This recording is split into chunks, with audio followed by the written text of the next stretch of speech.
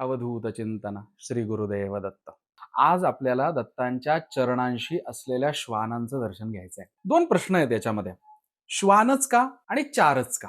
श्वान याच्यासाठी प्रामाणिकतेसाठी आणि चारच का याचं उत्तर जर आपल्याला बघायचं असेल तर आपल्या शास्त्र जर आपले उघडून पाहिलेत आपण तर अनेक चतुष्टय आपल्याला सापडतील. 4 वेद आहेत, 4 महायुग आहेत, आंतरिक शक्तींचं चतुष्टय सांगितलेलं आहे, आश्रम चतुष्टय आहे, पुरुषार्थ चतुष्टय आहे.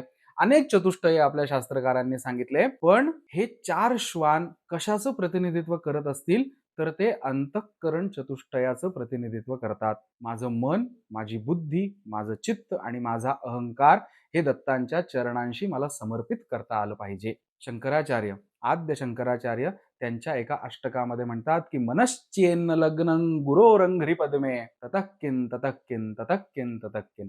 तुमच्या मनाचं लग्न जर सद्गुरूच्या चरणांशी तुम्ही लावलं नाही तर काही उपयोग नाही, काही उपयोग नाही, काही उपयोग नाही, काही उपयोग नाही. म्हणून तिथे मला माझं मन समर्पित करायचं आहे, बुद्धी समर्पित करायची आहे, मला माझं चित्त समर्पित करायचं आहे आणि अहंकार सुद्धा तिथेच समर्पित करायचा आहे. म्हणून हे 4 श्वान अंतःकरण चतुष्टयाचं प्रतिनिधित्व करतात आणि 4 श्वानांचं दर्शन घेताना मला समर्पित व्हायचं आहे. म्हणून या दत्त मूर्तीचं दर्शन घेताना एक सूत्र सगळ्या दत्त भक्तांनी लक्षात ठेवा की दत्त मूर्ती डोळ्यासमोर आल्यानंतर सर्वप्रथम चरणांचं दर्शन घ्या, श्वानांचं दर्शन घ्या, श्वानांच्या रूपाने स्वतःचं अंतःकरण तिथे ठेवा आणि मग उरलेल्या दत्तमूर्तीचं दर्शन घ्या.